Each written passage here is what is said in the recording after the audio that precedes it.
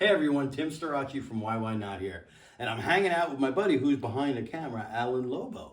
He's in town this weekend for the Bubba Bash, which is an annual concert we have with a bunch of Neil's friends. And we play a lot of Rush songs. We raise a lot of money for Cedar Sinai. So Alan's playing keyboards on one of the songs this year. So he's down in my studio and he asked me if I'd do a quick run through of my bass rig. So basically it's pretty simple, you know. I use a bass.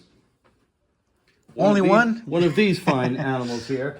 Primarily, I use my Geddy Lee jazz basses. You know, I find these, I have like 4 or 5 of them, but there's 2 here. These Japanese models, I find, are just so consistent. You know, they're just great basses. They sound great. The growl's incredible. And it just works. They're easy to fly with. Yeah, and, beautiful. You know, they're fantastic. And they're outfitted with Tom Brantley custom wine pickups. Tom, you know, wound the pickups for Geddy as well. And yeah, they're great. This particular one I record with a lot on the YYNOT albums, and this has EMG's JVXs in them. It's a really fantastic, somewhat active pickup. It basically has... Does it require batteries? Yeah, it requires a 9-volt, but it's an onboard preamp. It's not like a traditional EMG pickup with a solid bar magnet. It has, you know, Alnico pole pieces. So it still sounds vintage, but it just got a little bit of balls. This here is...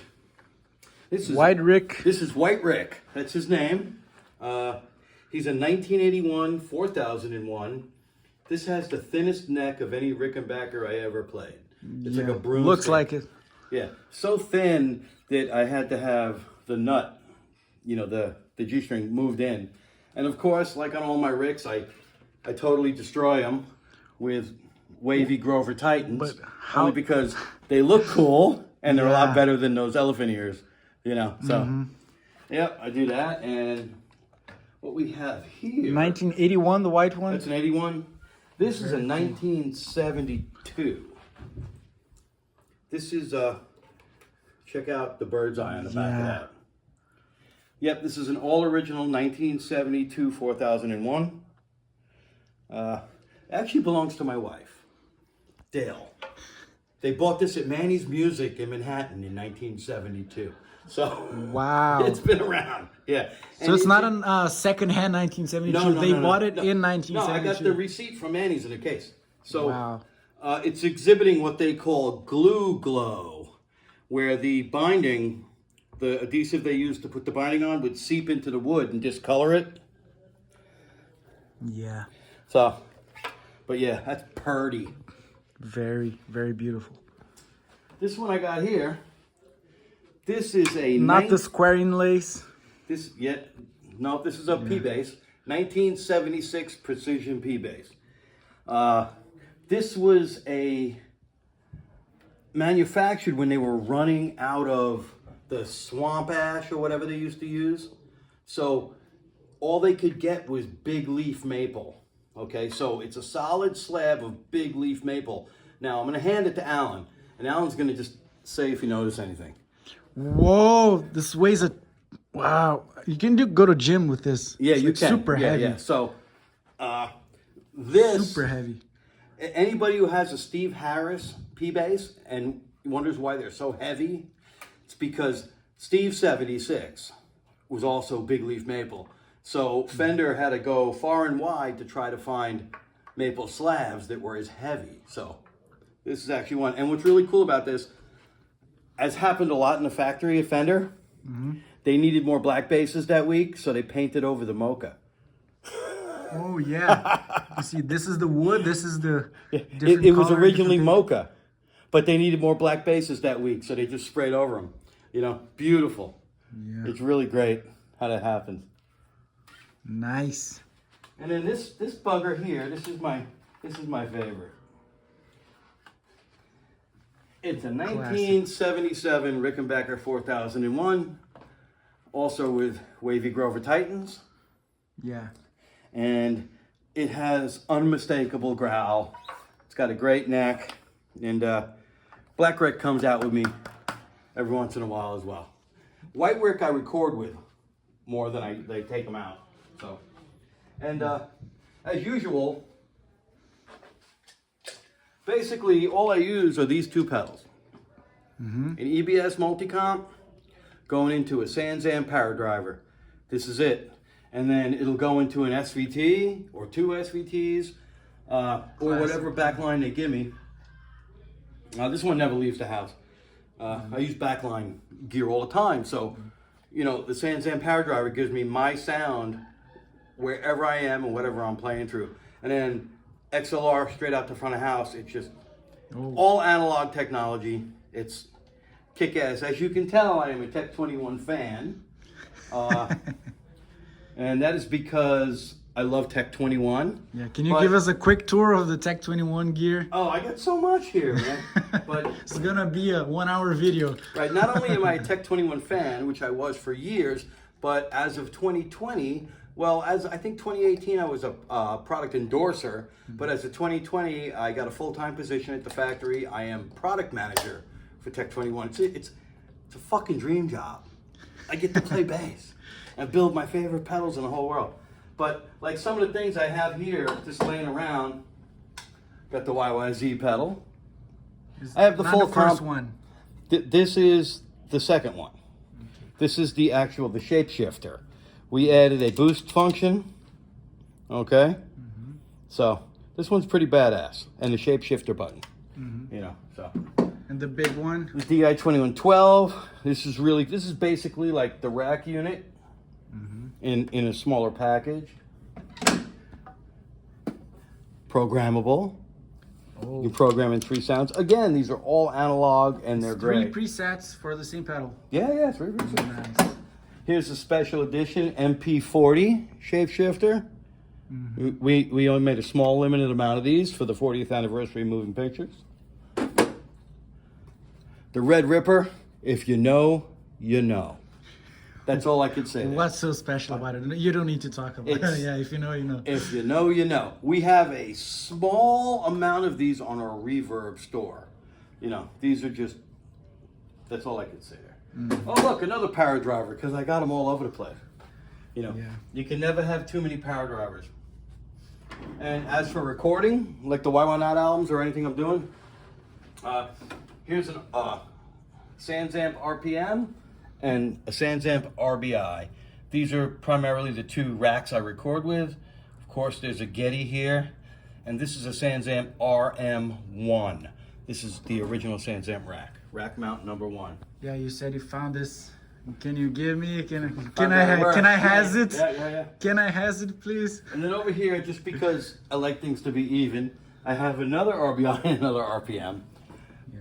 Honestly, I would buy backups, you know. So I would always have, and this is a VT rack mount, which is like the VT bass pedal. So, but I have to say, what stays plugged in 24/7 at my house is the Doug Pinnick DP3X. This pedal is like a nuclear bomb blast for bass. It's just incredible. It just sounds so great. If you're familiar with King's X, you get it, you know. But this thing's, it replaced 2 full racks of Doug's gear. You know, full stacks. And it's all he uses. You know, you put it in your pocket. It's like a candy bar. So that. And then here's a rare piece of gear. This is the Doug 1000, the Ultra Bass 1000. This is a 1,000-watt head. Looks badass. Right, yeah, we made a very limited quantity of these. They are absolute animals. Now, what had happened was, I had bought one when they came out before I was affiliated with Tech 21, but, you know, money was tight, blah, blah, and I had to sell it, right? And I literally kicked myself in the ass every day for about 6-7 years, you know? So when I went to work for Tech 21, immediately I'm like, but they just didn't have any, it was out of production. So last year, probably like around the middle of the year, I guess I whined enough at work that they had some parts laying around and they were able to reassemble one of the original test models for me. And I was able to get that one. So I have the Doug 1000 home. Yeah, so. Very nice. Yeah, that's pretty much it. MPEG, SVTs, always your preference. Oh yeah. Always. Yeah. There's 2 things. if I'm not playing through a Sans amp, I'm not playing. And if I'm not playing through an SVT, I'll play, but it's cool because I still got the Sans amp. So I can plug the Sans amp into anything, it'll sound great. You know, and you know, like I said, I work for the company, so you can think this may be just, you know, stuff, but I was a fan and, you know, an online presence touting their products long before, you know, I even thought I would ever be lucky enough to work for them. So I'm gonna jump in. Here's this, what do you call this? It's a drum head. Yep. Bubba Bash 2023. Can you talk a little bit about how it began, how the idea began? To Bubba Bash. Well, my band YYNOT, we had a show that just happened to fall on the 2nd anniversary of Neil's passing. And out of respect, I contacted Michael Mosbach, who's, you know, one of Neil's, you know, best friends for a long, long time. And, you know, security advisor, riding partner, you know, stuff like that. And we came up with a way to play the show, but also do something cool. We got Neil's friends to come play a concert, and all the money that we raised went to Cedars-Sinai, which was the hospital that, you know, worked with Neil for, you know, a while in the end of his life, you know. So, yeah, it turned out to be a really cool thing. You know, as you can see, it's signed by Mike Portnoy, Frank Bello from Anthrax, Joe Bergamini, Jason Bittner from Overkill, you know, Seven Antonopoulos, you know, Jonathan Dinklage, you know. So we're doing it again this year. Matter of Second fact, edition. 2 days from now. 2 days, yes. Right, the 2nd annual Bubba Bash, you know, and the guy holding the phone's gonna be playing Losing It. That guy. Yeah, it's really cool. So, yeah, this is it. So what I do is I bring these 2 pedals along with all my keyboard stuff. Yeah, no, let me show you. Let me show my followers all the keyboard gear. So Tim's been using an Oxygen 61. It's a pretty well-known controller, right? And then the PK5s. You have 2 of them. What did you say before? You'd rather use 2 because it's not very fun to just play in front of the keyboard here. Right, just yeah. I doing don't what like you're that. I doing. like to sit in front of the keyboards. Yeah. Yeah. And play that bass, you know. And So- Tim also has the burden of playing Alex parts because Alex also used one of these. Yeah. Like La Via Strangiato, that dun, dun, dun, dun, dun. Yeah. It was Alex who played that, but this man has to do everything himself. Right. Well, you know, it's definitely fun. It's a cool task, and And you use Cannabile. You've been using this for just a while now. well, when I in 1996 I sold all my gear. I said I don't want to be a musician anymore. Got on my Harley, rolled down to Florida, and became a mechanic. Until 2013, when somebody had said, "Hey, you used to play bass. Why don't you hop up and play with the band?" And I did, and I was like, "Oh, this is pretty cool." You know, we played like War Pigs and Trooper or something. And I was like, I still got this shit after 16 years.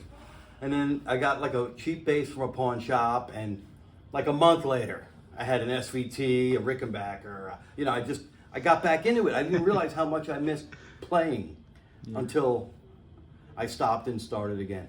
So, you know, just I was new to like social media. I would sit in my kitchen after work and just maybe do like a Rush bass cover, and like, wow, people like this, you know. And I managed to meet Billy Alexander, and we were doing some original music and some Rush covers, and then all of a sudden we became this thing that people liked. And he said, "Hey man, you think we could do this live?" I'm like, "Let me see. You're 3,000 miles away in California. I'm in Florida. There's a drummer in Utah that we're doing videos with.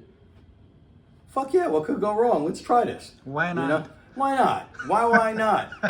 So we did it, and we sold out our first show, and you know, it just became a thing. So I had to learn how to do this, and I had no idea. So I started with Cantabile, as Brad told me I am to pronounce it. I like to say Cantabile, but if Brad's watching this, he'll send me an email. Brad's the developer of Cantabile. Okay. And he's a really cool dude, man, because I knew nothing, and he helped me out, you know. So, and so if we look at some of my songs, you'll see like a million instances of shit. That's because when I built all these things. So this is the patch list for the songs, and this is everything that is loaded into one song. Right, because when I was building these, I didn't know like how to do it right. So some of these songs have like 30, 40 instances of VSTs. Look at this. This is just Tom Sawyer. You know? Yeah. When in case people wonder like why 30, well, Tim has to program things where he's just like playing bass, but he doesn't have time to get the hand from the bass to the keyboard because it's a fast transition. So he's playing bass and he goes to the foot, and the foot here has a bass plus a full chord. Well, here, I'll show you. Let's go like Analog Kid. You know, we're all familiar with the big riff. Dun, dun, ba-da-dun, dun, dun, dun. You know, and then I can just casually walk on over. You know, so stuff like that. And I do it in Tom Sawyer as well. You know, with the dun, dun, dun. The world is, the world is.